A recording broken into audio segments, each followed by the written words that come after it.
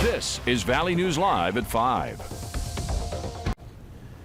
Smoke from Canada's wildfires is back, and we especially noticed it in the valley over the weekend. Here's a picture at sunrise over Moorhead that was sent to us this morning by Nate Larson. Thanks, Nate. Our First Alert weather team says the layer of red in the sky, that indicates there's smoke or fog in the atmosphere. Let's go to our chief meteorologist, Hutch Johnson, who can tell us where that smoke is headed. Hutch?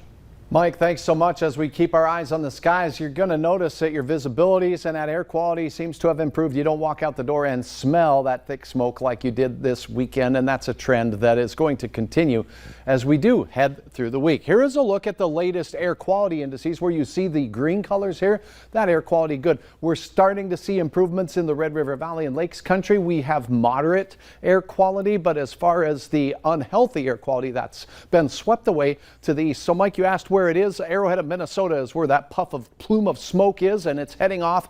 You're looking here at carbon in the atmosphere from fires, and there are some point sources up in portions of Saskatchewan and in the mountains of Montana and California. As we go through the week, we stay, well, smoke-free for the most part. Then, late in the week, as we head toward the weekend, we could have some working its way back into the area. So it'll be a little while. Tonight, get out and enjoy the fresh air and the temperatures that are in the 70s to near 90 out in the western Dakotas. Coming up, we'll have hour-by-hour details on a nice warm week of weather, but big-time changes coming later in the week, and we'll detail all of that in a minute. Better enjoy what we got. Indeed. All right, thanks. New at 5 on this Monday, a man accused of shooting at police in Fargo has been found not guilty of attempted murder and aggravated assault. However, Henry Aiken was found guilty of terrorizing and reckless endangerment. Authorities say Aiken was waving a gun with a green laser outside of the Radisson Hotel in November of 2019. He did plead guilty to felon in possession of a firearm during the trial. The search continues for the person who led police on a chase that shut down roads in Moorhead and Dilworth. Authorities say that they tried to pull a car over around 2 last night, but it wouldn't stop. The driver ditched the car after a short chase, prompting police to shut down several city blocks. It was later learned that the car was stolen. Meanwhile, Fargo police are still looking for the man who is connected to a shooting in downtown Fargo over the weekend. It happened yesterday on Broadway near the Bismarck bar. Police say that 2 men and 2 women were involved in a dispute. One of the men fired a gun. A woman was shot in the leg but is recovering. The man is described as about 6 feet tall, African-American with a thin build. The other man is shorter, African-American, and has dreadlocks with gold tips. If you have any information, call Fargo Police or text a tip with keyword Fargo PD to 847-411. The North Dakota man convicted of killing 4 people in 2019 will be sentenced December 28th. Chad Isaac stood trial for 3 weeks in August in Morton County before he was found guilty of 4 counts of murder. The 4 victims were all workers at RJR Maintenance and Management in Mandan. A former Central Minnesota middle school teacher and coach has been sentenced to 5 years probation for sexually assaulting a female high school student. 32-year-old Daniel Fargo pleaded guilty to 3rd-degree criminal sexual conduct. The victim told investigators her sexual encounters with him began when she was 17 and occurred at school and outside of school. He was a math teacher in the Albany, Minnesota school district. A landmark drug trial started today in a federal courtroom in Cleveland. It pits 2 Ohio counties against 4 national pharmacy chains in a legal reckoning over the opioid crisis. The counties say CVS, Walgreens, Giant Eagle, and Walmart, which dispense most of the drugs, should be held responsible for the costs of opioid addictions. Another chain, Rite Aid, reached a settlement with the counties. How bad really is it in Ohio from your eyes? Currently this year, the last statistics that I had heard, we are on pace to have more overdoses this year than we did in 2017, which is when we think of the height of the opioid epidemic. Another federal lawsuit in Ohio against the nation's 3 largest drug distribution companies was settled with 2 other counties for $260 million just before it went to trial in 2019. The U.S. Supreme Court today opened what is expected to be one of the most controversial terms in the history of the High Court. The justices are gathering in person for the first time since the pandemic began, except for Brett Kavanaugh, who will weigh in remotely after testing positive for COVID-19. Jay Gray has a closer look at the controversial docket and what long-term effects the court's rulings may have moving forward.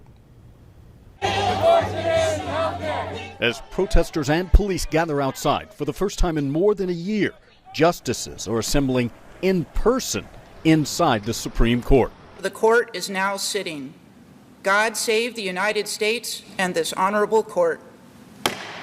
The High Court, with 6 Republican appointees and 3 justices selected by Democrats, is expected to deal with some highly controversial issues, including the death penalty, gun rights, abortion, and religious liberties. Elections have consequences, and we're seeing this play out both in what they are choosing to hear, and as we'll see in a couple of weeks, couple of months, how they come down on these very polemical, divisive issues. The most divisive may be the battle over Roe v. Wade. This session expected to be the biggest test for the abortion ruling in the last 30 years. A lot of people didn't know that I existed. Shelley Thornton's biological mother, Norma McCorvey, was Jane Roe. McCorvey gave birth to Shelley during the proceedings, immediately giving her up for adoption.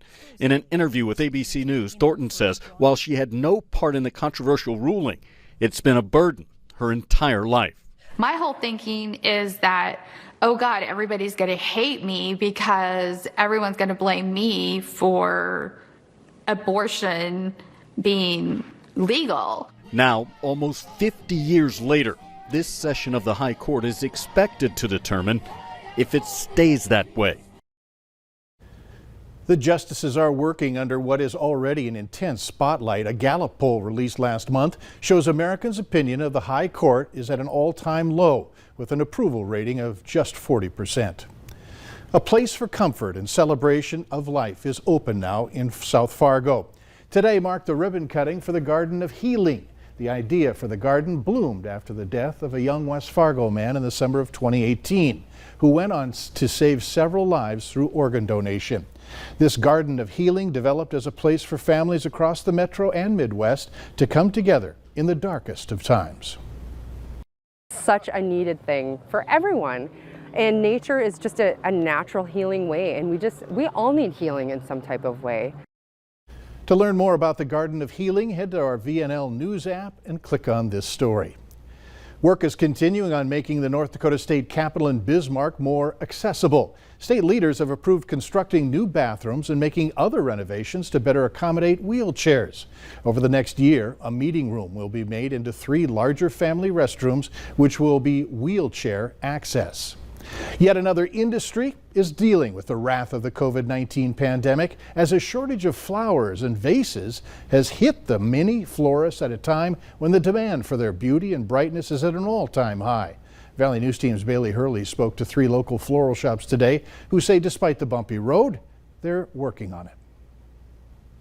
Whether they've been in the business for 6 years or 37, everyone agrees they've never seen the floral industry like this. Specific shades and colors are getting canceled last minute on us because they're stuck in ports, or the buyers just can't get them in from their growers. The cost of plants is up, cut flowers is up, but it's also just trying to get the product here. Even our glue and our wristlets and just a lot of the supplies we use on a day-to-day basis just aren't even available. Experts say because of the shortage but insane demand, floral prices are 2 to 4 times higher than normal, and glass is nearly impossible to find. Our wholesalers are already telling us to stock up on vases and things like that for the Valentine's holiday, which we wouldn't normally get until the first of the year. Love Always Floral says just this week they finally received vases they ordered back in January. They normally take 2 weeks and they just showed up. All 3 businesses say they're placing orders earlier than normal to make sure they get what they need.